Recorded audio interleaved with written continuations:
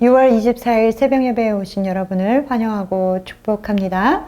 오늘 우리가 함께 살펴볼 하나님의 말씀은 출애굽기 30장 1절에서 16절까지의 말씀입니다. 한 절씩 교독하도록 하겠습니다. 너는 분향할 제단을 만들지니 곧 조각목으로 만들 때 길이가 한 규빗, 너비가 한 규빗으로 네모가 반듯하게 하고 높이는 2규빗으로 하며 그 뿔을 그것과 이어지게 하고 제단 상면과 전후 좌우면과 뿔을 순금으로 싸고 주위에 금테를 둘을 찌며 금테 아래 양쪽에 금고리 둘을 만들되 곧 그 양쪽에 만들지니 이는 제단을 매는 채를 꿰을 곳이며 그 채를 조각목으로 만들고 금으로 싸고 그 제단을 증거궤 위 속죄소 맞은편 곧 증거궤 앞에 있는 휘장 밖에 두라. 그 속죄소는 내가 너와 만날 곳이며 아론이 아침마다 그 위에 향기로운 향을 사르되 등불을 손질할 때에 살을 찌며 또 저녁 때 등불을 켤 때에 살을 찌니 이 향은 너희가 대대로 여호와 앞에 끊지 못할지며 너희는 그 위에 다른 향을 사르지 말며 번제나 소제를 드리지 말며 전제에 술을 붓지 말며 아론이 1년에 한 번씩 이 향단 뿔을 위하여 속죄하되 속죄제의 피로 1년에 한 번씩 대대로 속죄할지니라. 이 제단은 여호와께 지극히 거룩하니라.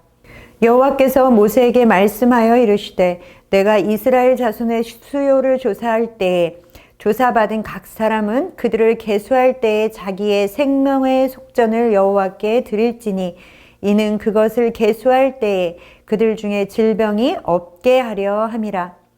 무릇 계수 중에 드는 자마다 성소의 세겔로 반세겔을 낼지니 한 세겔은 20게라라.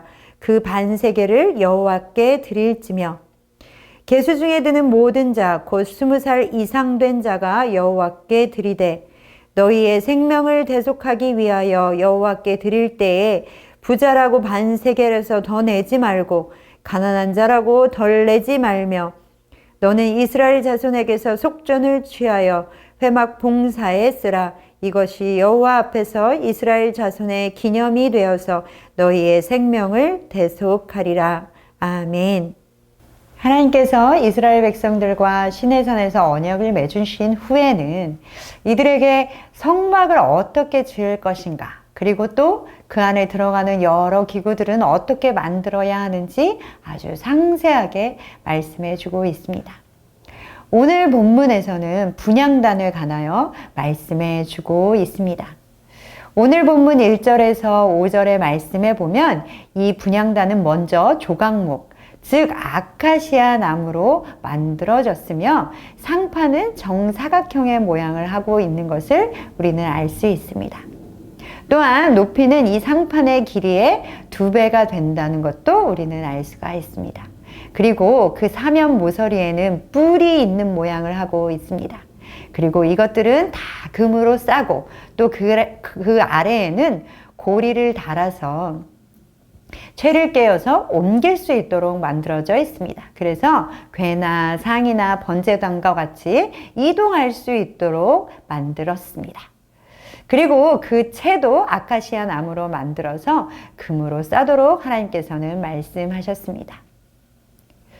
이렇게 만들어진 분향단에서는 아론이 아침 저녁으로 여호와 앞에 향을 살라 드려야 했습니다.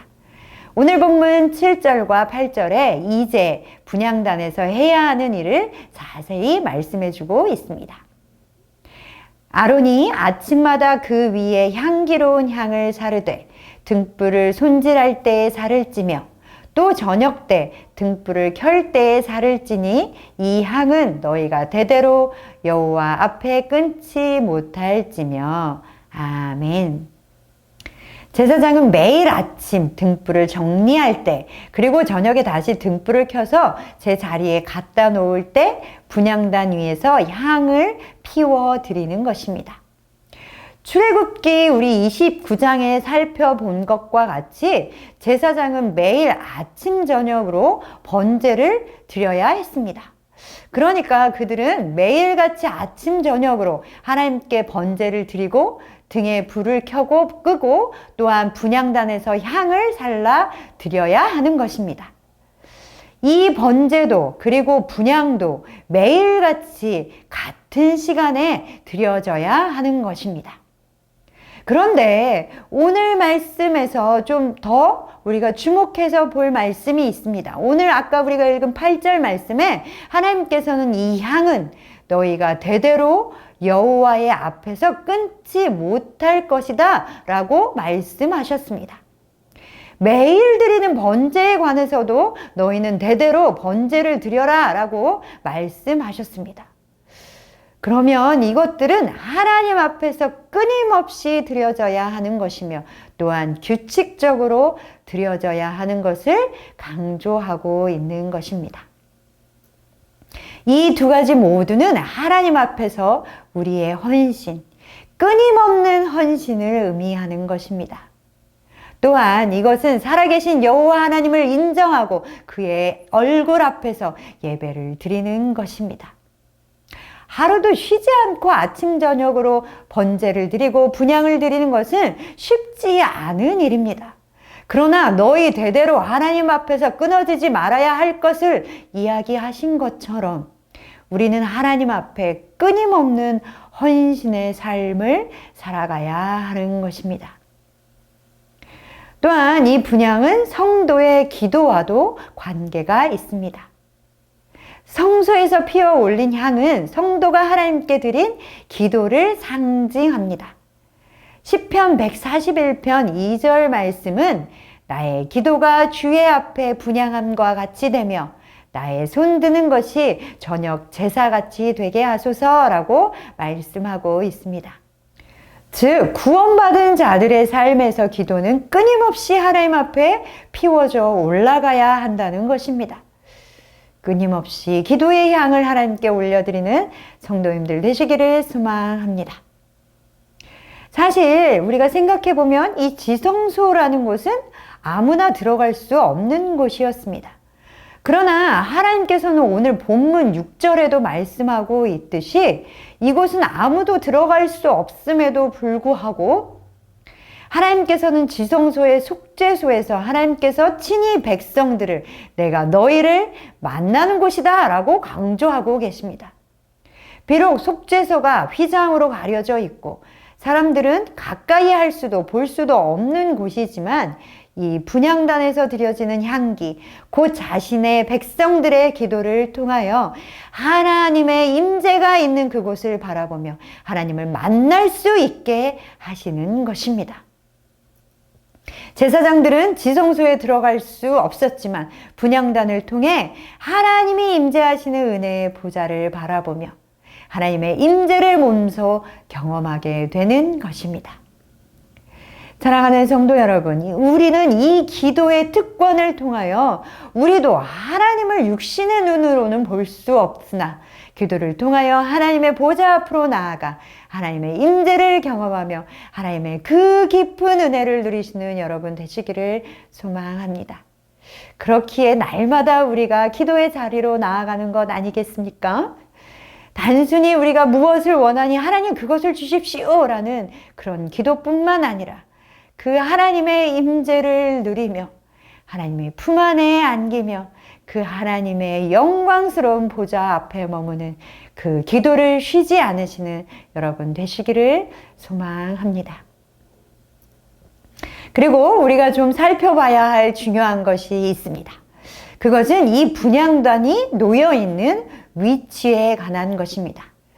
하나님께서는 이렇게 만든 분향단을 지성소 휘장 밖에 증거궤와 마주 보도록, 즉 직선이 되도록 놓게 하셨습니다. 6절의 말씀에는 이렇게 말씀하고 있습니다. 그 제단을 증거궤 위 속죄소 맞은편 곧 증거궤 앞에 있는 휘장 밖에 두라. 그 속죄소는 내가 너와 만날 곳이며 아멘. 증거궤 속죄소는 모두 지성소에 놓도록 되어 있고 그 앞에는 성소와 지성소를 구분하는 휘장이 쳐져 있습니다. 그러니까 지성소 밖, 이 성소에서 증거궤와 일직선이 되는 자리가 바로 분향단을 놓는 자리인 것입니다.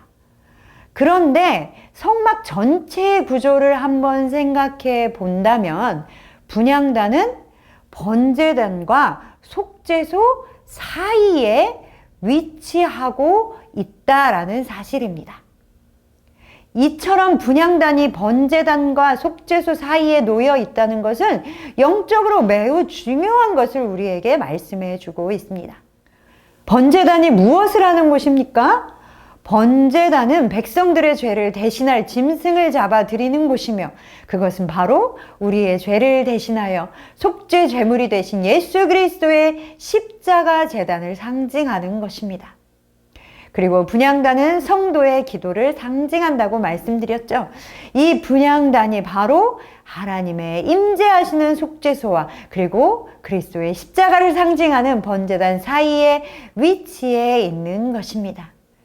이것은 성도가 하나님의 은혜의 보좌를 향해 기도로 나아가기 위해서는 반드시 먼저 예수 그리스도의 속죄의 은혜를 입어야만 한다는 것입니다. 하나님과의 교제, 하나님과의 임재 가운데 가기 위해서는 예수 그리스도로 말미암지 않고는 가능하지 않은 것입니다.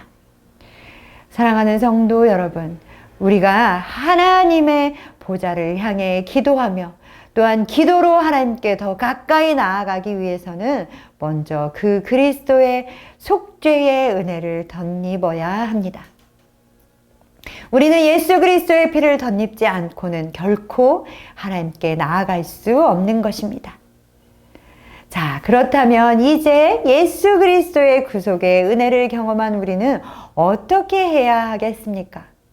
하나님이 기뻐하시는 그 향을 날마다 끊임없이 아침 저녁으로 하나님께 올려드려야 하는 그런 삶을 살아야 하는 것입니다.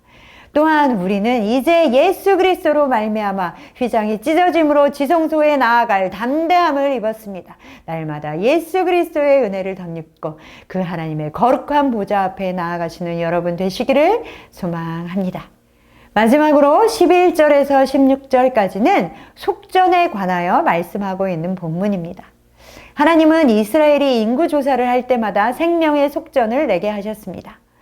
속전이라고 하는 것은 고대에 노예가 자유를 위해 자신의 몸값을 주인에게 지불하는 것을 말합니다. 그렇기에 이스라엘 백성들이 자신을 노예 생활로부터 자유케 하여 주신 것에 대하여 하나님께 속전을 드리는 것은 어찌 보면 당연한 것입니다. 그리고 속전에는 생명은 사람에게 속한 것이 아니라 하나님께 속한 것이다 라는 의미를 포함하고 있습니다. 이때 이스라엘 백성들이 속전을 낼 때에 우리가 또 한 가지를 주목해 보아야 합니다. 하나님께서는 모든 사람에게 동일한 금액을 내도록 하셨습니다. 부자도 가난한 사람도 모두 똑같이 속전을 내는 것입니다. 생명의 속전은 동일한 금액인 것이죠. 하나님께서는 부자이든 그의 지위가 높고 낮든 상관없이 모든 영혼을 똑같이 구원하여 주시고 똑같이 귀하게 여겨주시는 것입니다. 또한 그렇기에 그리스도의 구속하심은 누구에게나 공평하게 미친다는 것입니다. 그리스도의 구속의 은혜는 빈부나 신분에 의해 주어지는 것이 아닌 것입니다. 사도 바울은 로마서 3장 22절에 곧 예수 그리스도를 믿음으로 말미암아 모든 믿는 자에게 미치는 하나님의 은이 차별이 없느니라 라고 말씀하고 있습니다. 그렇습니다. 성도 여러분, 하나님의 구속의 은혜는 그리스도를 믿고 나아가는 모든 사람에게 차별 없이 주시는 것입니다. 이것 또한 참으로 기쁘고 복된 소식이 아닙니까? 세상의 모든 것들은 차별이 있고 조건에 의해서 주어지게 되어져 있습니다. 내가 이루는 만큼 그 대가가 주어지는 것이죠. 그러나 예수 그리스도의 구원은 예수 그리스도로 말미암아 우리에게 값없이 그러나 차별 없이 주어지는 것입니다. 오늘 본문은 우리에게 분향단에 관하여 또한 속전에 관하여 말씀해 주고 있습니다. 자, 그렇다면 이제 구원을 경험한, 구원의 은혜를 경험한 우리 모든 성도들은 어떻게 어떤 삶을 살아가야 하겠습니까? 하나님 앞에서 우리 자신을 향기로 드리는 그런 삶을 살아가야 할 것입니다. 또한 차별 없이 주시는 그 그리스도의 구원의 소식을 날마다 전하는 삶을 살아야 할 것입니다. 오늘도 그 복된 삶을 살아가시는 선창의 모든 가족 여러분 되시기를 소망합니다.